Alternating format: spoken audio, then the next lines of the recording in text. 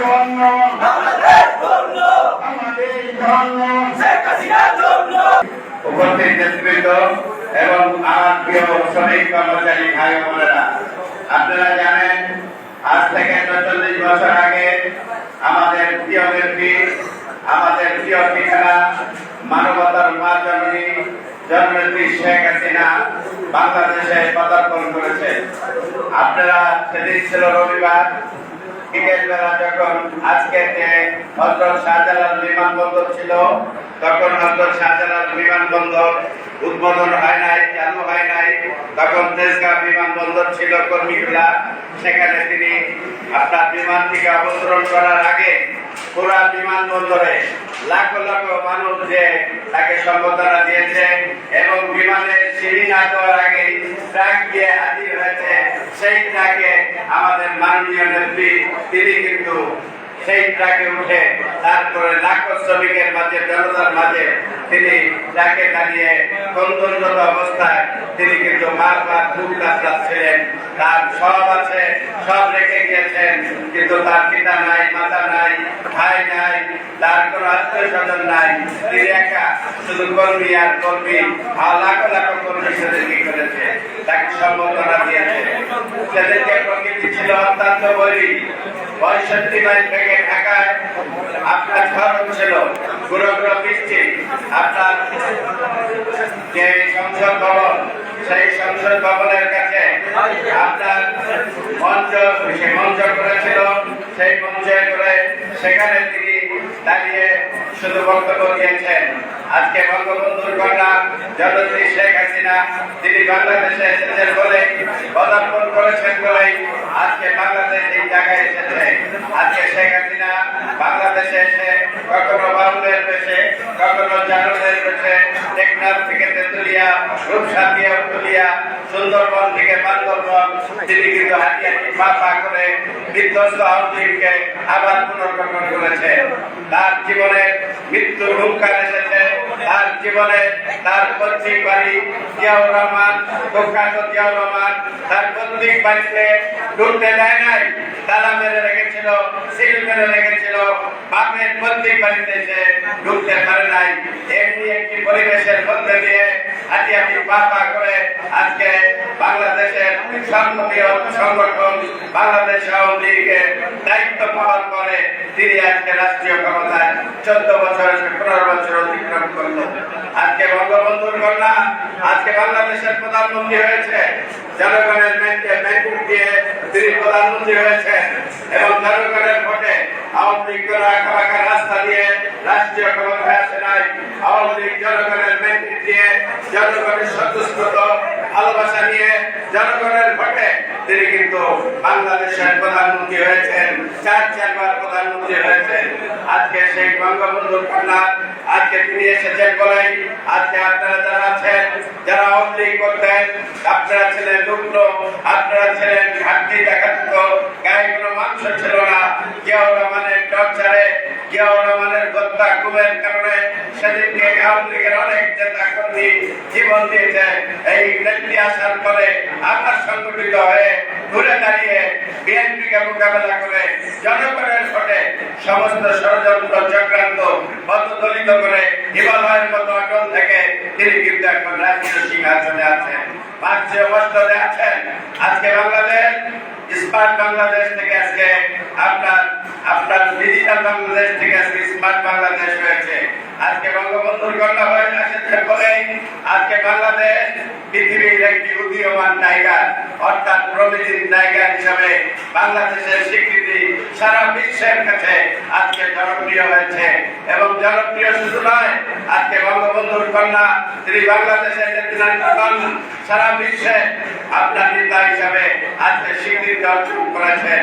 তিনি এই পর্যন্ত 142টি পৃথিবীর বড় বড় পুরস্কারে ভূষিত হয়েছেন, যার কারণে আজকে শেখ হাসিনা আজকে যে অবস্থায় সৃষ্টি করেছেন, আন্তর্জাতিক দুনিয়া বড় বড় পরাশক্তি মহাশক্তি তারা সেদিনকে ষড়যন্ত্র করেছিল। 7ই জানুয়ারি 2024 সালের আগে আপনারা লক্ষ্য করেছেন বাংলাদেশে বিদেশিদের আনাগোনা অযাচিত হস্তক্ষেপ, অযাচিত ভাবে তাদের নানান কথা যেগুলো বিভ্রান্ত করেছিল এদেশের জনগণকে এবং তারা চেষ্টা করেছিল কিভাবে শেখ হাসিনাকে হত্যা করা যায়, সিভিল কুর মাধ্যমে হোক, সামরিক কুর মাধ্যমে হোক, কিন্তু তারা ব্যর্থ হয়েছে। শেখ হাসিনার ক্যারিশমা তারা সফল হতে পারে নাই। সফল হতে পারে নাই বলেই 7ই জানুয়ারি নির্বাচন হয়েছে। সেই নির্বাচনে আওয়ামী লীগকে উন্মুক্ত করে দিয়েছে। আওয়ামী লীগের মধ্যে স্বতন্ত্র প্রার্থীকে দাঁড়ানোর সুযোগ দিয়েছে এবং যারা জনপ্রিয় তারা আজকে 66 জন স্বতন্ত্র প্রার্থী আজকে পার্লামেন্ট মেম্বার হয়েছে সকলেই আওয়ামী লীগের। এবারের পার্লামেন্ট মুক্তিযুদ্ধের সপক্ষের পার্লামেন্ট, এবারের পার্লামেন্টে কোন মুক্তিযুদ্ধের বিপক্ষের পার্লামেন্ট নাই। সেই কারণে আজকে আপনাদেরকে মনে রাখতে হবে জাতীয় শ্রমিক লীগ আমরা ঐক্যবদ্ধ হয়েছি। আমাদেরকে আজকে প্রমাণ করতে হবে আওয়ামী লীগের পরেই জাতীয় শ্রমিক লীগের অবস্থান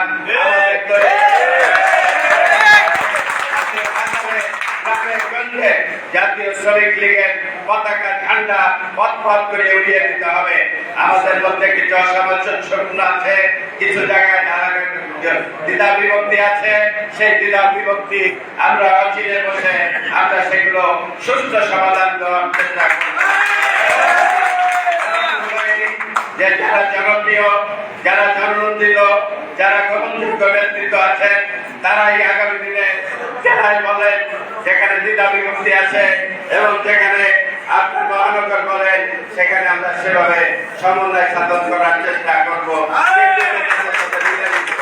এই কারণে আপনাদের কাছে আমার অনুরোধ, আজকে বঙ্গবন্ধুর কন্যা তিনি আজকে আমাদের মাঝে এসেছেন এবং এসেছেন বলেই আজকে বাংলাদেশ কোথায়, আজকে বাংলাদেশ আজকে আপনারা জানেন যে আপনার একটা নিম্ন মধ্যমায়ের দেশে রূপান্তরিত হয়েছে। 26 সালে আমরা মধ্যমায়ের দেশ হব, 41 সালে আমরা উন্নত একটা ধনী রাষ্ট্রে রূপান্তরিত হব। এই কারণে আমরা আজকে শুধু আমরা সীমাবদ্ধ রেখেছিলাম, আমরা কেউ বক্তব্য দিব না, হুজুর একটু আসতে বিলম্ব করে, যার কারণে আমরা একটু বক্তব্য দিলাম। আমাদের কারোই একটা বক্তব্য দেওয়ার কথা ছিল না, সেই কারণে আমি বক্তব্য দিলাম অল্প কিছু। আমি আর শুধু একটি কথা বলতে চাই, মিলেমিশে থাকবেন, মিলেমিশে থাকবে ঐক্যবদ্ধ শ্রমিক লীগের কোনো বিকল্প নাই। শ্রমিক লীগকে বলা হতো কয়েক ভাগে বিভক্ত, কিন্তু আজকে শ্রমিক লীগ এক, অভিন্ন এবং এর মধ্যে কোনো দ্বন্দ্ব নেই।